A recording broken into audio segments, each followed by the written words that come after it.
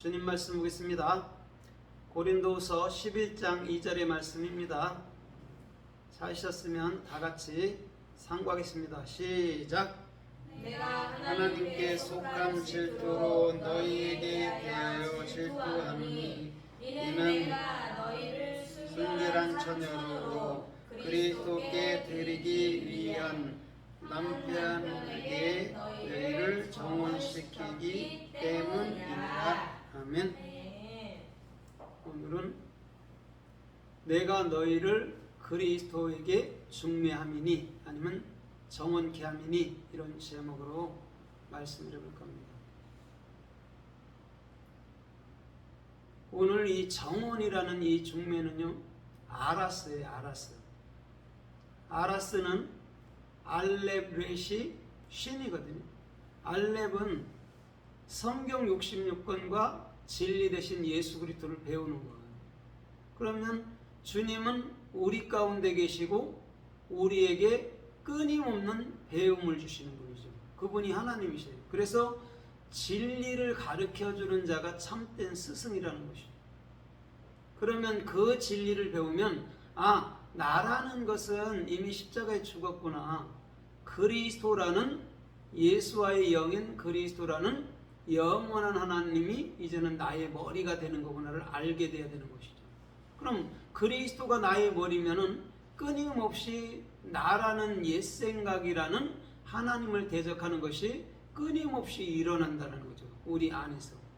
그걸 잘 분별하지 못하면 우리가 육에 속해서 또 하나님의 뜻을 잘 받아들일 수 없는 그런 삶들로 될 수도 있는 것이죠. 그 다음에 신이라는 올바른 비전의 말씀은 신구약을 완벽하게 통달을 해야 되는 것이죠. 그래야지만이 구약을 얘기하든 신약을 얘기하든 우리 입에서는 복음만을 증거할 수 있는 자가 되어야 되는 것이죠. 우리나라 성경에는 중매라고 번역을 했지만 중매라는 다른 말이 별로 없어요. 히브리어에는. 그냥 아라스라는 그냥 정혼케 하는 것 이런 의미인데 그 원 의미로 들어가 버리면 짓다, 세우다, 설립하다, 건축하다 이런 의미가 있어요. 그러니까 주님은 이 남녀간의 결혼 제도를 통해서도 하나님 나라, 하나님의 집이 우리 안에 지어지고 세워지고 설립되어지고 건축되어지기를 원한다라는 것이죠. 비단 그냥 육적인 부부의 결혼만을 얘기하는 게 아니죠. 그 내면에 내포되어 있는 참된 말씀, 참된 은혜는 우리가 그리스도 안에서 세워지는 것이죠. 그게 아라스라는 정혼했다라는 의미이기도 하는 것이죠. 그러면 이스라엘 사람들에게 정혼이란 무엇인가? 정혼이요? 정혼은 결혼한 것은 아닙니다. 어떻게 보면 약속한 거예요. 약속. 그러고서 한 1년 동안을 이렇게 두고 봅니다. 그 다음에 1년 동안 두고 보다가 이제는 마음의 정리가 되고 합당하면 이제는 장가를 가는 거예요. 남자가 여자 쪽으로.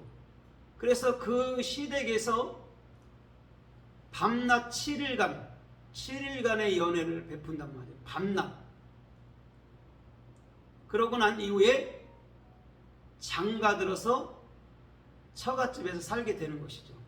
그러면 이제는 아기가 임신하고 아기를 낳게 되잖아요. 그죠? 낳게 되면 이제는 젖을 뗄 정도 되면 아니면 한 1년 정도 돌 지나면 우리나라 말로 그러면 이제는 시댁으로 아기를 데리고 가는 거예요.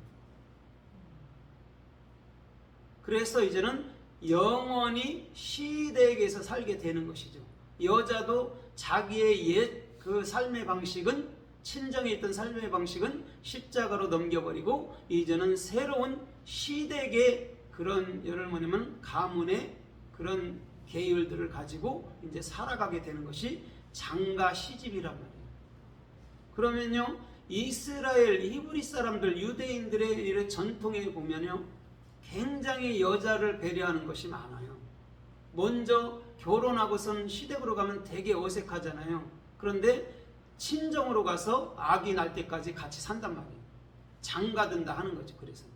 그래서 여자들을 위했던 것 같아요.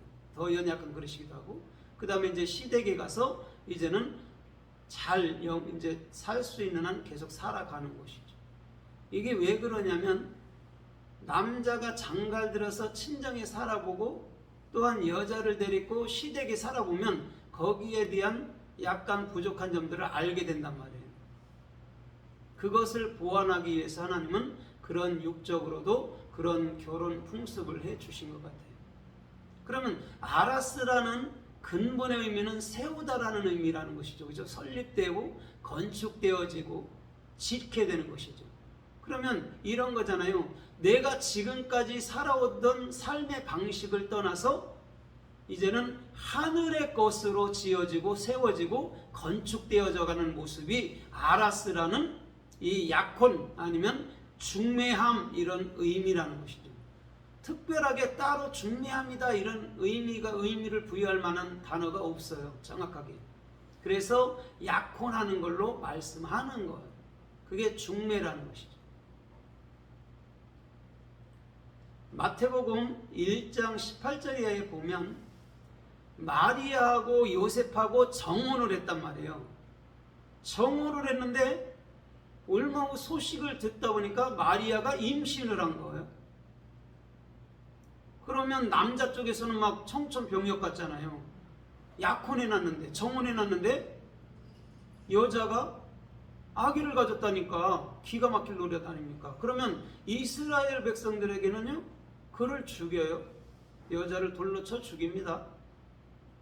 그런데 요셉은 의로운 사람이라 이렇게 말하죠. 이건 무슨 말이냐면 의를 아는 사람을 말하는 거예요. 그래서 가만히 끊고자 했을 그때에 주의 천사가 뭐라고 그러죠? 요셉아 두려워하지 마라. 마리아에게 잉태된 것은 성령으로 된 것이니 이렇게 얘기해 줍니다. 그것처럼 의로운 사람은 정확히 이게 어디서부터 왔고 무슨 뜻인지를 정확히 깨달을 때까지 잠잠할 수 있어야 되는 것이죠. 그러나 반대로 이렇게 생각해 보세요. 전통 그 유대주의들, 율법주의들은요, 대나가나 대리따 놓고 돌로 쳐 죽입니다. 그런데 복음은요, 자초지정을 정확히 알고 난 이후에 판결을 하는 거예요. 그게 지금 요셉의 의로움, 마리아의 성령으로 인한 잉태라는 것이죠. 그러면 예수님이 사람에게 잉태됐을 때 사람의 손으로 말미암지 아니하고 누구의 손으로 말미암은 거죠? 영원한 그리스도 하나님의 손으로 말미암아 잉태된 거라는 거예요. 그러면 우리가 여러분 보탬이 될 게 뭐가 있습니까? 인간이. 오히려 아무것도 아닌 우리들에게 그리스도께서 들어와서 하늘나라를 건설하도록 우리들을 이끌어 간다라는 것이죠. 그게 정언이라는 아니면 중매함이라는 아라스라는 근본 의미가 되어야 된다라는 것이죠. 요한복음 2장에도 보면 예수님께서 그 제자들과 함께 마리아와 함께 가나 혼인잔치에 초청을 받습니다. 일주일 동안 밤낮으로 여러분들 잔치를 하면 여러분 포도주가 떨어지면 안 되는데 포도주가 떨어졌다는 것은 어떤 의미도 주지만 사람들이 엄청나게 많이 왔다라는 거예요. 그렇게 넉넉하게 준비를 해놓는데 떨어져 버린 것이죠. 그때를 기다린 거죠. 예수님도. 그때 마리아가 너희는 하인들에게 시키는 대로 하라 그런단 말이에요. 그런데 정확히 예수님이 뭐라고 그래요? 아직 내 때가 이르지 아니하였나이다 이렇게 얘기한단 말이에요. 주님의 때가 이르지 아니하였는데도 거기에 물로 된 포도주를 만드는 것은 의미가 있단 말이에요. 예표란 말입니다. 사람의 생각으로는 절대적으로 그 혼인잔치를 이어갈 수 없다라는 거예요.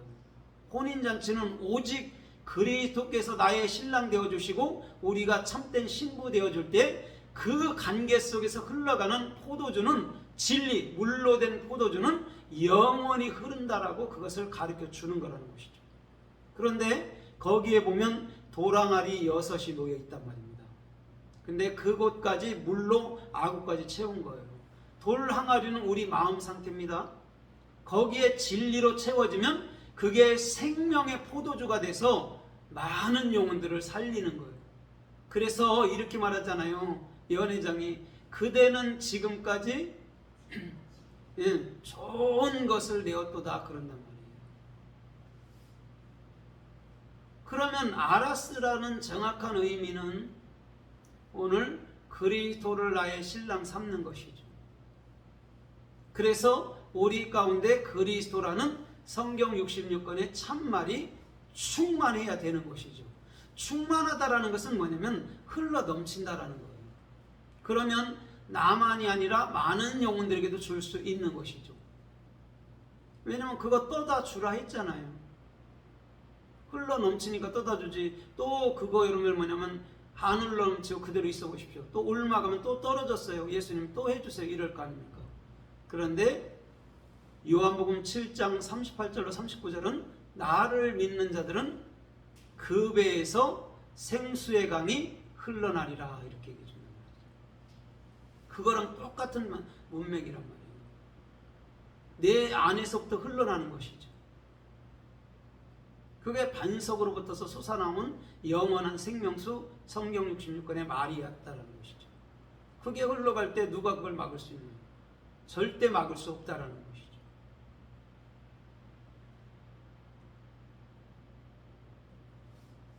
주님은요, 출애굽기 22장 15절 이하에서도 보면 어떤 남자가 처녀를 깨워서 통간을 해버립니다. 그것이 발각됐어요. 그는 이렇게 말해요. 너는 그들에게 지참금, 빙패물을 주고 그를 아내로 삼을 것이다 이렇게 얘기해줘. 여러분들 원래는 유태인들이 강간을 하면 죽입니다. 그죠? 죽이는데 빙패물을 줘서 네 아내로 데리고 살아라 이렇게 말하는 말이에요. 그럼 그 빙패물이라는 그 재물은 무엇일까요? 오늘 나를 위해서 속전으로 바쳐주시는 그 예수. 더 쉽게 얘기하면 여러분들의 옛 생각을 십자가로 내놓는 게 속전이란 말이에요. 아, 예수님 나를 위해서 돌아가셨을 때 얼마나 아팠어요? 얼마나 괴로웠어요? 그거 하는 거 아니란 말이에요.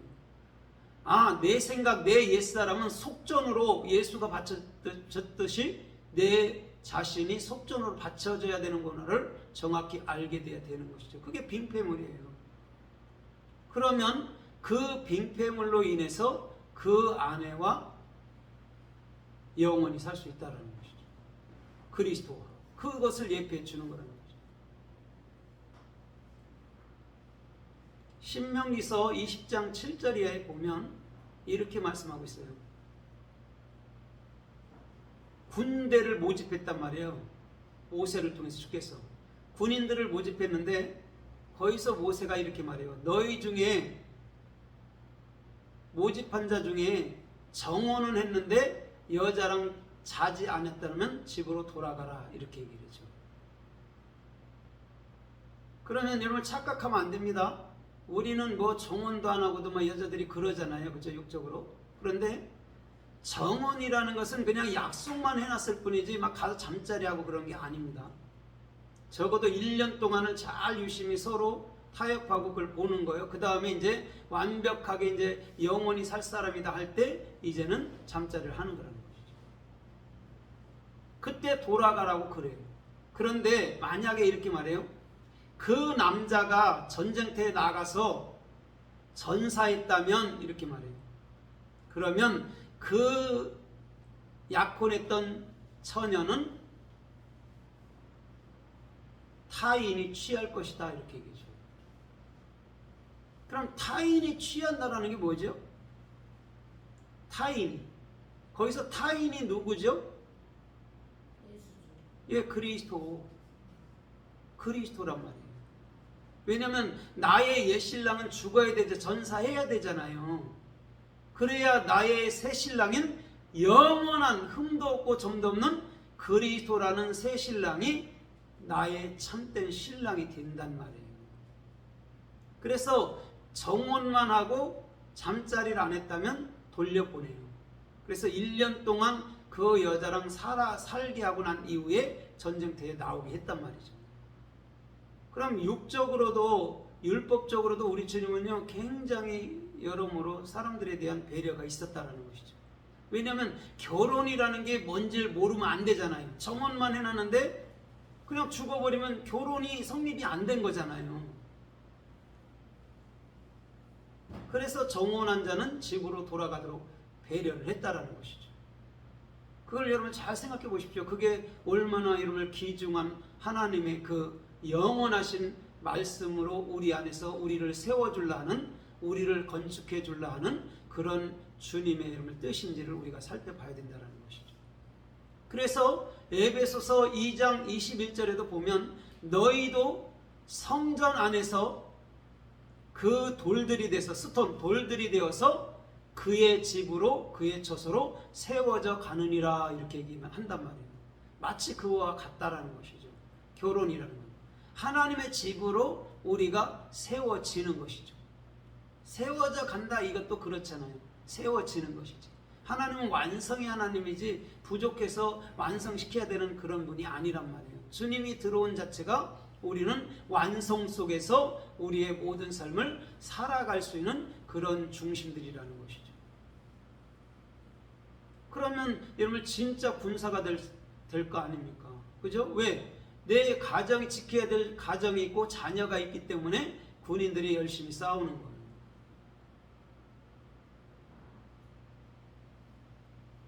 그것까지도 우리 주님은 정확히 배려해서 모든 사람들을 이끌었다는 것이죠. 신명기서 22장 23절 이하에서 보면 이렇게 말씀해요. 어떤 처녀가 정혼했는데 다른 남자하고 통관을 했다면 이렇게 말해요. 그러면 그 둘 다 돌로 쳐 죽이라 이렇게 얘기합니다. 거기서 또 죽이라는 거예요. 정혼했는데 다른 남자랑 했단 말이에요.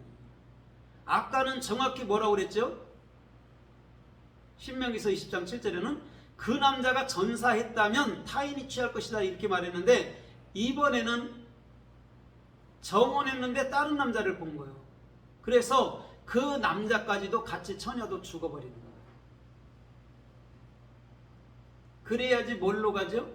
그래야 영원한 신랑인 그리스도를 모실 수 있다라는 거예요. 아까는 전사했잖아요. 십자가에 죽었잖아요. 근데 지금은 죽지 않았잖아요. 그래서 십자가의 죽음을 여인과 그 처녀와 정혼한 처녀와 그 타인 남자가 함께 십자가에 그 여러분을 참아로 고난을 동참하게 만들어 버리는 거예요. 그게 차이가 있는 거예요. 성경 말씀에는. 그러면 예수님의 십자가의 죽음을 모르고서 어떻게 새 신랑을 할 수 있나요? 그냥 옛 신랑인 예수님 붙들어 놓고 나를 떠나면 안 돼요. 베드로처럼 절대 내가 죽을지언정 주님을 배반하지 않겠습니다 하는, 내가 절대 부인하지 않겠나이다 하는 그거랑 똑같죠. 주님이 3번 부인하라 하는데도 안 할 거예요. 나는 절대적으로 내가 죽을지언정요 나 절대 주님 부인 안 할 거예요. 그러나 닭 2번 울기 전에 정확히 3번을 부인합니다. 그게 하나님의 뜻이었다니까요. 왜? 나라는 것을 부인할 줄 알아야 3번째 그리스도로서 영원히 부인 안 할 수 있는 그런 삶들을 우리 주님이 주신다라는 얘기예요. 베드로는 그 율법에 속해서 자기 옛사람에게 속해서 자기는 스스로 수제자라고 교만하면서 주님을 대적하고 있었다라는 거죠. 근데 주님은 정확히 그를 통해서 3번 부인하게 만들고 심히 통곡하게 만들고 그리스도가 내 안에 오시지 않으면 아무 필요가 없구나. 어떤 것도 내가 참으로 주님을 향해서 부인을 안 할 수 없구나를 알게 된 것이죠. 그래서 예수와의 십자가의 죽음이 정확히 나의 죽음이라고 내 안에서부터 해결되지 않으면 우리는 날마다 고난주간을 섬기면서 예수님 어째 나를 위해서 죽었나요? 맨날 우는 거예요. 그게 반복적인 희생제사란 말이에요. 에피투미야. 뭔지도 모르고 내가 죄지면 동물들 끌어다가 죽여서 바치는 거라고. 그게 희생제물이라는 거. 그걸 주님을 대적했다라고 얘기하면서 이사야 1장에서는 너희가 살인한 것 아니냐? 우리 주님은 강한 어조로 말씀한다라는 것이죠. 그게 내 죽음으로 알 때, 어떻게 양이 죽을 때, 양을 잡을 때 죽을 때 그게 내가 죽는 것으로 안다면, 여러분 죄가 뭔지를 뚜렷이 알면은 그 죄를 범하겠습니까? 그리스도 안에 속해서 영원히 그리스도로 인해서 기뻐하며 사는 그런 사람이 되죠. 죄라는 것을 뭔 의미인지도 모르다 보니까 그냥 반복적으로 어제도 죄졌어요, 오늘도 죄졌어요 그러는 거예요. 나라는 옛생각, 옛사람이란 말이에요. 그래서 예수가 대표로 나라는 옛사람으로 십자가에 죽은 거란 말입니다. 그러면 새로운 내가 뭔 죄를 짓는다고 그렇게 하냐고. 그게 웃기는 일이라니까. 오늘도 그리스도로 살고 그리스도로 영원히 남는 그런 참된 주님의 일꾼들이 되기를 주님의 이름으로 부탁드립니다.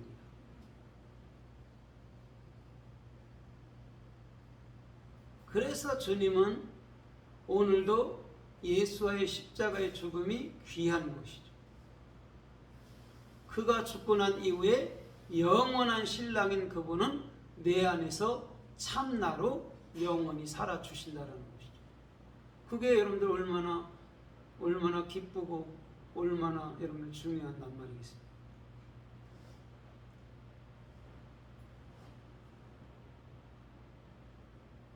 신명기서 더 나가서 22장 28절로 29절에 보면 거기도 어떤 남자가 어떤 처녀를 범했다면 이렇게 말해요. 강간했다면 이렇게 말하죠. 통간했다면. 그러면 남자는 그 처녀의 아비에게 은 50세겔을 줄 것이요 이렇게 얘기합니다. 그러면서 뭐라고 그러죠? 영원히 그 여자를 버리지 못할 것이다. 또 그렇게 말합니다. 은 50세겔입니다. 은 50세겔이라면 창세기 23장에 보면 아브라함이 해쪽 속 에브론에게 산 그 땅입니다. 은 400세겔, 그것이 은 50세겔하고 같은 거예요. 마치 아라우나의 타작마당을 다윗이 사서 그곳에다가 제단을 쌓고 제물을 드렸던 것처럼 그겁니다. 그것까지도 내야 되고 은 50세겔도 내야 되고 그 안에도 영원히 버리지 못해.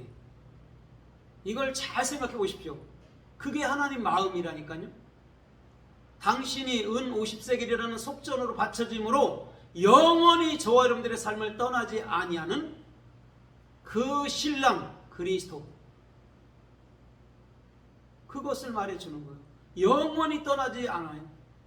영원히 떠날 수 없대요. 그게 주님이 마태복음 5장에서 우리들을 향한 맹세란 말이에요.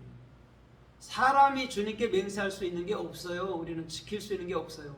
주님이 우리들에게 맹세하시고 그것을 영원히 끝까지 참으로 지켜주는 것.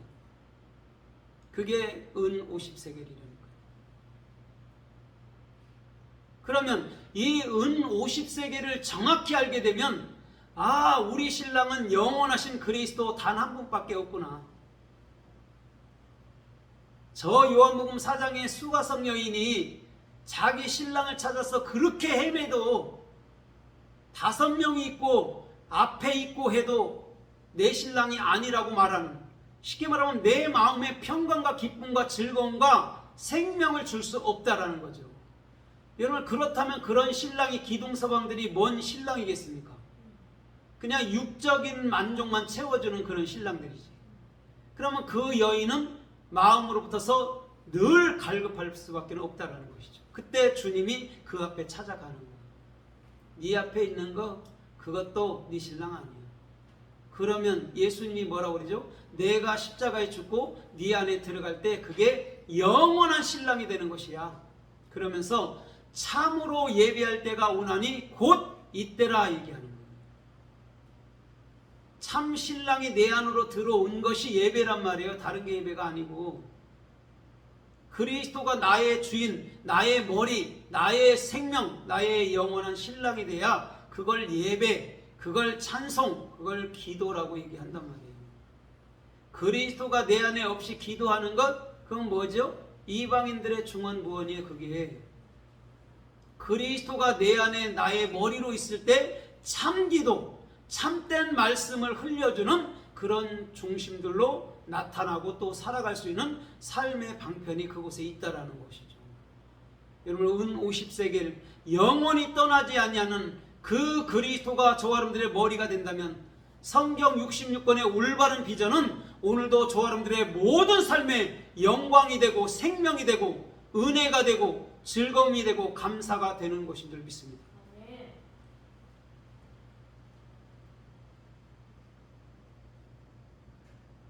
신명기서 28장 30절 이하에 보면 이렇게 말씀해요.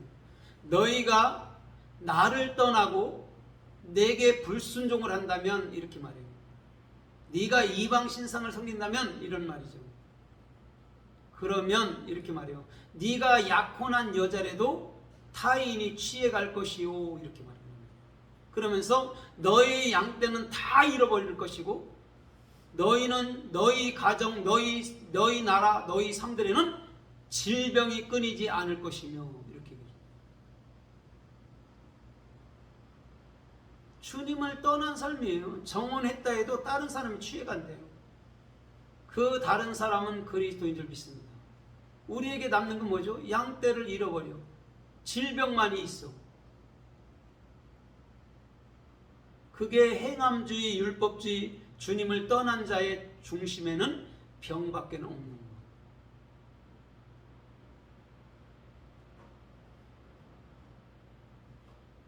그러나 반대로 우리가 주님 말씀에 순종이 되고 그 말씀을 내 마음으로부터 깨우쳐지면, 이 질병, 양떼를 잃어버렸던 것은 하나님께서 나에게 정확한 진리를 가르쳐 주기 위한 하나의 시청과 교제였구나를 알게 되는 것이죠. 왜 하나님은 내게만 이렇게 고통을 줘요? 내게만 왜 이렇게 많은 일들, 시련을 줘요? 이렇게 말하지만 실상은 그것이 우리들에게 영원한 스승이 됐다라는 것이죠.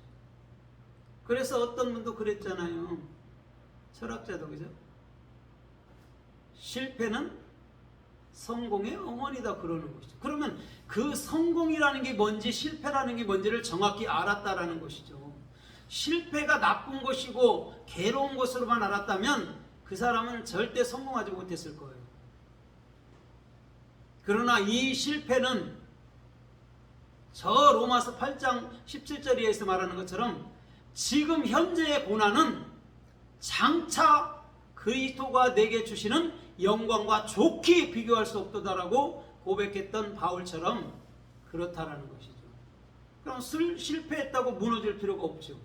그렇죠? 잠언서에 말하는 것처럼 7번 넘어져도 8번째 일어나면 되죠. 그게 7.8기죠. 7.8기도 성경에서 나온 거예요. 우리가 쓰는 낱말들도 성경에서 안 나온 게 없어요. 거기서 다 나온 거예요. 왜? 하나님의 말을 우리에게 주셨고 그 말들 속에서 그런 속담들이나 그런 게 나왔기 때문에, 삶의 예를 뭐냐면 모든 일들이 나왔기 때문에 성경에서 아니 나온 건 단 한 가지 없단 말이죠. 더 쉽게 얘기하면 하나님 말씀에서 안 나온 거는 하나도 없다라는 거예요. 그러면 모든 것이 하나님 말씀으로 나왔고 모든 것이 또한 영이라는 하나님의 말씀으로 귀속되는 거예요.